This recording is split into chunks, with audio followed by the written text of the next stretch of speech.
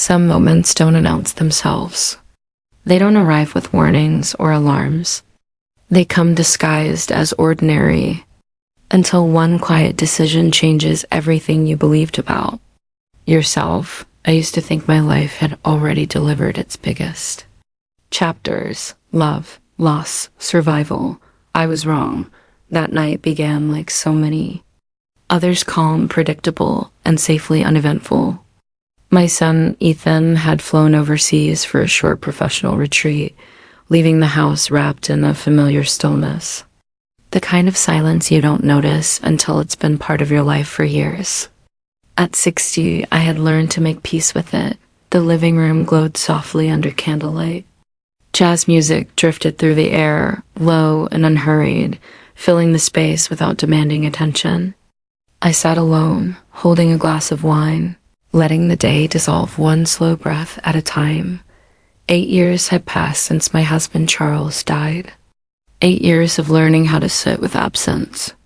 8 years of convincing myself that solitude was not loneliness, but strength. That night, I told myself it was just another ritual. A pause from the world. A quiet reward for surviving. Then, the doorbell rang. The sound sliced through the calm like a sudden crack of thunder. No one ever came by unannounced anymore. I hesitated before standing, my heart beating faster than it should have. Something about the timing felt off, like the air itself had shifted. When I opened the door, I wasn't prepared for who stood on the other. Julian. Ethan, single quotes, as longtime colleague. Confidence, polished, always respectful. And completely unexpected at that hour, he stood there holding a slim laptop case, wearing a dark jacket that looked far too formal for a late visit. His expression was calm, but his eyes betrayed hesitation, as if he'd debated this decision longer than he wanted to admit. "Good evening," he said gently. "I hope I'm not intruding." I searched his face for an explanation. "Julian, is everything all right?" He explained that he and Ethan had been working on an important project. Ethan had left in a rush, and Julian didn't want to keep the files any longer than necessary. Dropping them off felt responsible, reasonable, logical, and yet nothing about the moment felt ordinary. I invited him inside. As the door closed behind us, I suddenly became aware of everything: the candles, the music, the quiet intimacy of the room. Julian noticed too. His eyes scanned the space, then returned to me with a polite smile that lingered just a second longer than expected. "It looks like I interrupted something peaceful," he said. "Just a quiet evening," I replied quickly. Too quickly. "They're common these days." He nodded, but his gaze softened. "Your home feels warm, lived in, not lonely." That word lonely settled uncomfortably between us. We sat across from each other, wine glasses in hand. Conversation drifting from small talk to something deeper without either of us realizing when it happened. He spoke about work, about ambition, about the pressure of always appearing composed. I spoke about grief not as a wound, but as a shadow that never fully leaves. "You're stronger than you think," Julian said quietly. "But strength doesn't mean you stop needing connection."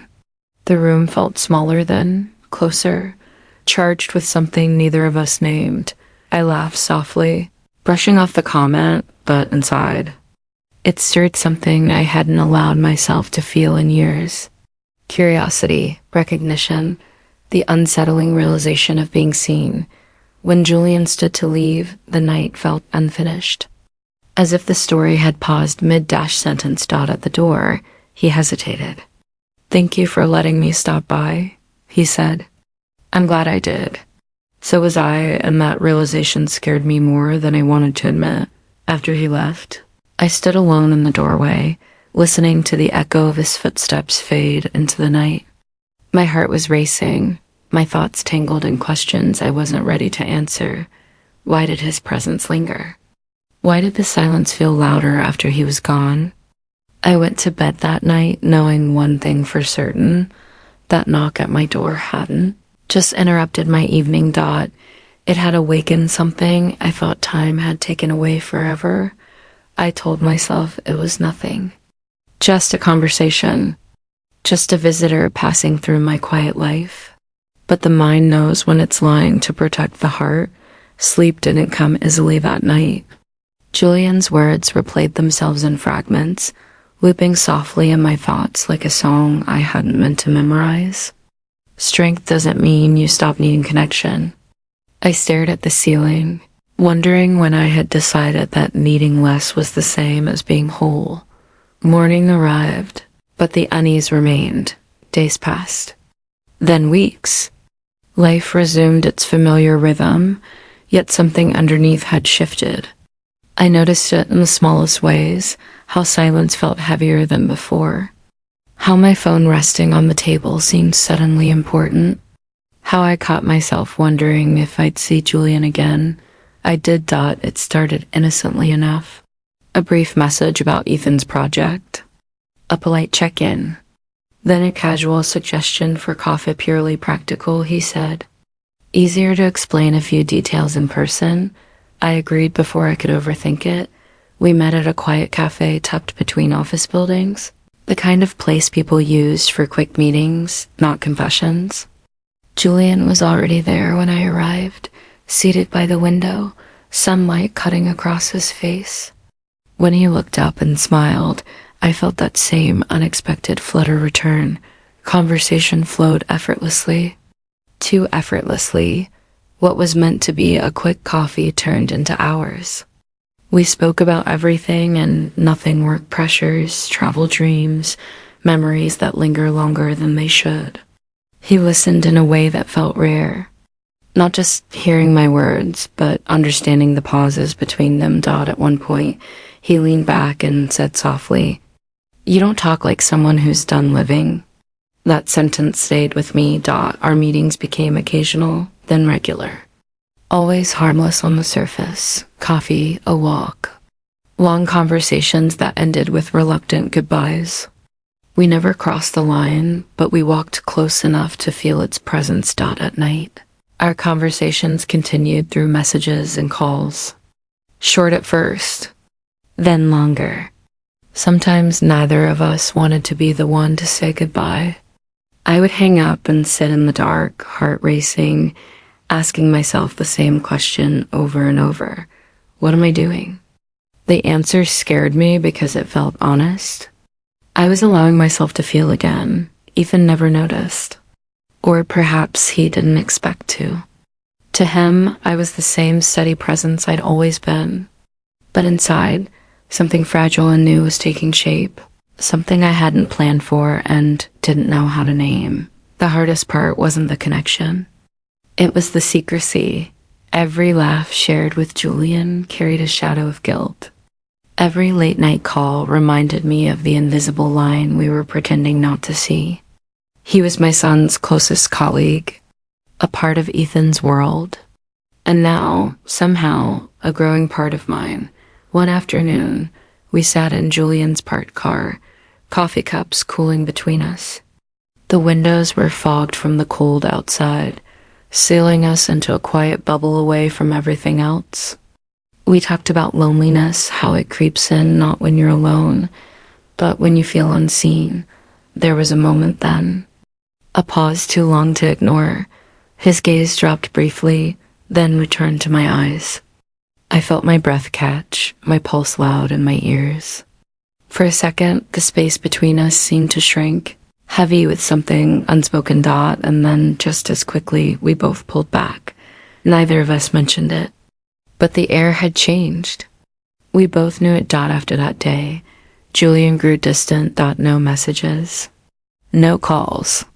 Silence where there had been constancy. I told myself it was for the best. That clarity had finally arrived. Yet when days passed without a word, disappointment settled deep in my chest, heavier than I expected. Then, late one evening, my phone buzzed. A single message. An address. A time, and a sentence that made my hands tremble. "Please meet me tonight. There's something important I need to show you." I read it again. And again, this wasn't casual.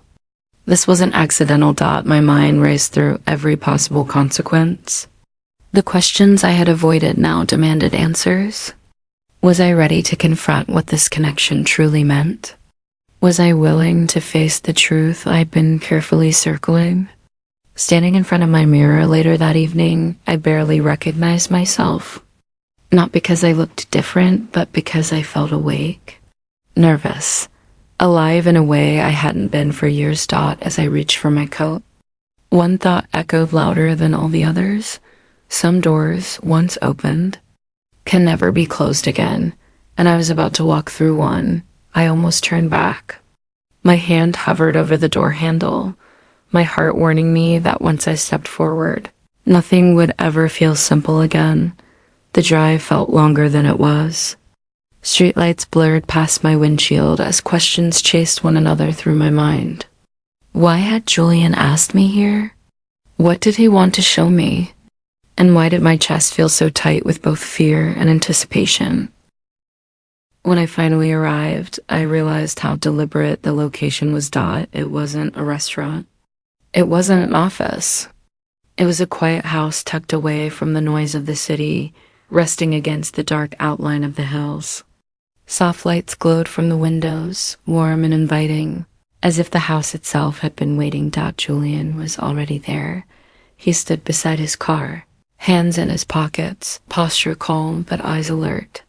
The moment he saw me, something shifted in his expression. Relief, maybe, or certainty. "I'm glad you came," he said simply. I nodded, unable to find my voice just yet. As we walked toward the entrance, the air felt charged. Not rushed, not reckless, intentional. When he opened the door, I stopped in my tracks. The interior took my breath away. High ceilings, natural wood, a soft fire glowing in the hearth. Everything felt thoughtful, intentional, and deeply personal, like a reflection of someone who had poured meaning into every detail. It wasn't extravagant. It was intimate. "You did this yourself?" I asked quietly. Julian smiled. "Every part of it." There was something about that answer that struck me deeply. This wasn't a place built to impress. It was a place built to feel. We sat near the fireplace, the crackle of the flames filling the spaces where words paused. He poured us each a glass of wine, but neither of us rushed to drink it. "I didn't bring you here lightly," Julian said at last. "I needed you to understand something." My heart began to pound. He didn't reach for me. He didn't move closer. Instead, he looked at me with a seriousness that made my breath catch. "I've spent my life being careful," he continued, "making the right choices, avoiding complications, convincing myself that if something felt too intense, it must be wrong." He paused, searching my face. "Then I met you." The room seemed to grow quieter. I tried to step away, he admitted. I thought distance would make it fade.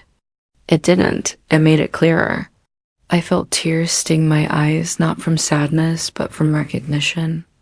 Because I understood exactly what he meant. "I'm afraid," I confessed softly. "Not of you. Of what this means. Of how much I feel after telling myself for years that I didn't need to." Julian nodded. "I know." For a long moment, neither of us spoke. The fire flickered. The night pressed gently against the windows. And in that stillness, something unspoken settled between us. Not urgency, but understanding. He reached out then, slowly, giving me time to pull away if I wanted to. I didn't. His hand wrapped around mine, warm and steady. The touch sent a quiet shiver through me, not from desire alone, but from the weight of what it represented. Choice, intention, presence. "This isn't about escaping loneliness," he said. "It's about choosing a connection." That was when I knew, not what would happen next, not how the future would unfold, but that moment mattered. We moved closer, not in a rush, not in defiance of reason, but with a kind of reverence. When his forehead rested gently against mine, I closed my eyes, letting myself feel the reality of it, not the consequences. Not the fear. Just the truth of being there. Later, as the night deepened, we sat side by side in silence, the fire burning low. No promises were made. No decisions finalized. But something had changed irrevocably. I sent a brief message to Ethan, telling him I was safe, staying with a friend. My hands trembled slightly as I set the phone down, not from guilt, but from the awareness that life had quietly shifted direction. Julian looked at me then, his expression softer than I'd ever seen it. "Whatever happens after tonight," he said, "I don't regret meeting you." Neither did I. As I lay awake later, listening to the quiet rhythm of the house, my thoughts turned toward the morning that would inevitably come, toward questions that can no longer be postponed, toward a reality where choices would need to be faced. But for that moment, I allowed myself one simple truth. It wasn't too late to feel. It wasn't wrong to want. And sometimes, the most dangerous thing isn't crossing a line. It's realizing how long you've been standing beside it. Morning doesn't arrive gently after a night like that. It comes with clarity and consequences. Soft light crept through the windows, settling across the room in pale streaks of dawn. I lay awake, staring at the ceiling, listening to the quiet breathing beside me. Not asleep, just still. The kind of stillness that comes when two people are thinking the same unspoken thought. What happens now? Julian stirred and turned slightly toward me. There was no urgency in his movement, no panic, just awareness. He searched my face as if trying to read what the day would demand from us. "We can't pretend this didn't matter," he said quietly. I nodded. "And we can't pretend it's simple." That was the truth neither of us could escape. We sat together at the kitchen table later, hands wrapped around warm mugs, the fire now only embers. The house felt different in daylight, less mysterious, more real. Beautiful but honest. Like the conversation we were finally ready to have. "What scares me most," I admitted, "isn't what people will think. It's hurting Ethan." Julian's jaw tightened slightly. "He means everything to me too. That's why this can't stay hidden forever. Secrets have a way of turning something meaningful into something shameful." His words settled heavily, but they were right. For the first time since Charles passed, I wasn't measuring my choices by fear alone. I was weighing them against the truth, against the quiet understanding that life doesn't offer endless chances to begin again. "I don't want to go backward," I said. "I don't want to disappear into safety just because it's familiar." Julian reached across the table, his hand covering mine. "Then don't. But whatever we do next, we do it with honesty." That word lingered between us. Honesty. Not passion. Not escape. Not secrecy. Just the truth. When I left later that morning, the air felt colder, sharper, but my steps felt steady. I wasn't walking away from something reckless. I was walking toward a conversation that would change everything. Driving home, I realized something profound, that this story was never about betrayal. It was about awakening, about the courage it takes to admit that life can still surprise you. Even when you thought all the chapters had already been written, I didn't know how Ethan would react. I didn't know what shape the future would take. But for the first time in years, I wasn't hiding from the unknown. I was facing it. Some love stories begin with fireworks. Others begin with grief. Mine began with a knock at the door and the realization that it wasn't too late to open it.